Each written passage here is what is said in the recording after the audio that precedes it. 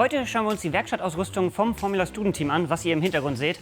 Und damit hallo und herzlich willkommen in unserer Hengstgarage. Mein Name ist Kai und heute wird Charlotte uns etwas zeigen, was hier in der Werkstatt zu finden ist und welche interessanten Punkte es hier gibt.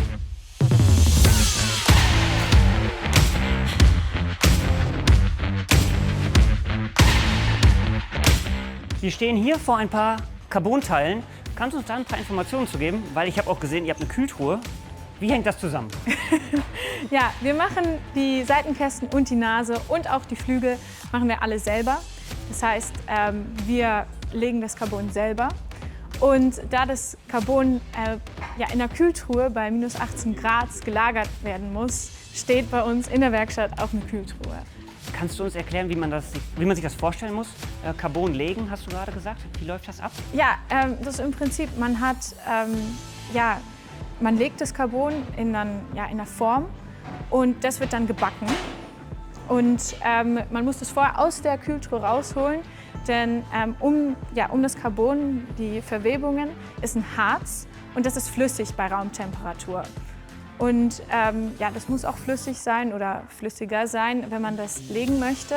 Aber damit es haltbar bleibt, muss es halt eben gefroren sein. Das heißt, im ersten Schritt ist es formbar und ihr könnt es so modellieren, wie ihr es haben wollt. Genau. Und wenn es die Endform behalten soll, dann erhitzt ihr es. Und dann wird es gebacken. Das Harz, das darum liegt, das verfliegt, das verdampft.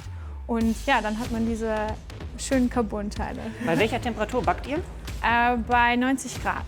Das heißt, das ist ein sehr langer Prozess. Der findet auch unter Druck statt.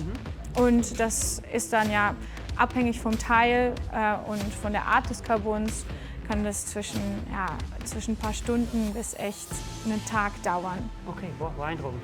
Hinter uns wird es elektronischer. Kannst du uns sagen, was wir hier sehen und was ihr hier macht? Ja, wir machen auch unsere Akkumulatoren selber.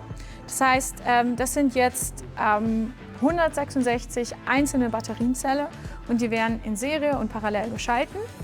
Und die werden dann zusammen in unsere Container gepackt und dort lagern. Damit kommen sie dann ins Auto und damit treiben wir dann unsere Motoren an. Das ist die Box, die wir quasi seitlich unter den Radiatoren gesehen haben, richtig? Genau.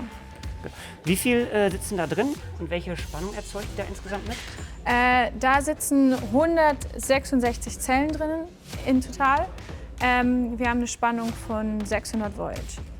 Euer Fahrzeug lebt natürlich von Elektronik und Kabelmanagement. Was haben wir hier im Hintergrund? Ja, hier im Hintergrund haben wir ein bisschen unsere Lötstation, aber hier machen wir auch unsere Kabel. Wir krimpen alle unsere Kabel selber. Wir machen auch einen Kabelbaum selber von nächsten Jahr an. Dieses Jahr haben wir noch keinen. Und das heißt, hier passiert ganz viel. Zum Beispiel diese Kabels mit den Konnektoren da dran, machen wir alles selber. Oh, beeindruckend.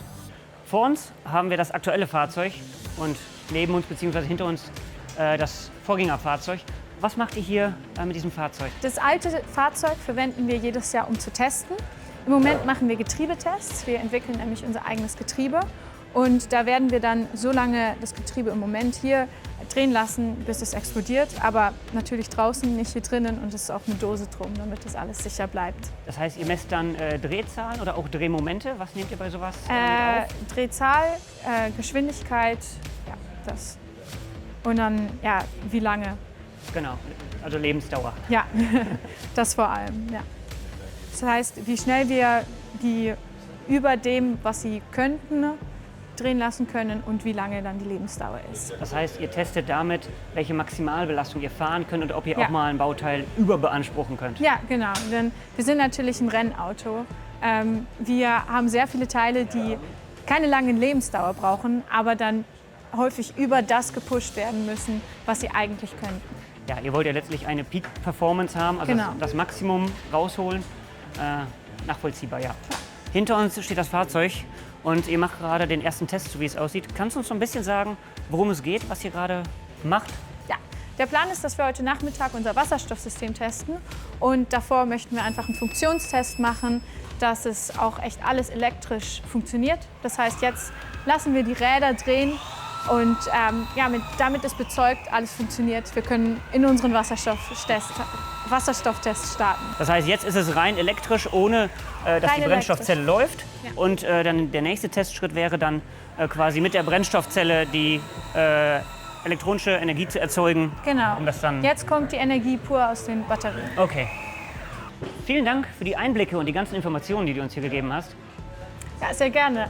Und natürlich auch alles Gute für die Zukunft und viel Erfolg mit eurem Rennteam. Ja, vielen Dank. Ich hoffe, euch haben die Eindrücke gefallen und ihr konntet einiges mitnehmen. Und ihr wisst ja, Daumen hoch und teilt das Video, wenn es euch gefallen hat. Und wir sehen uns das nächste Mal in der Hengstgarage wieder. Macht's gut, bis dann. Ciao, ciao.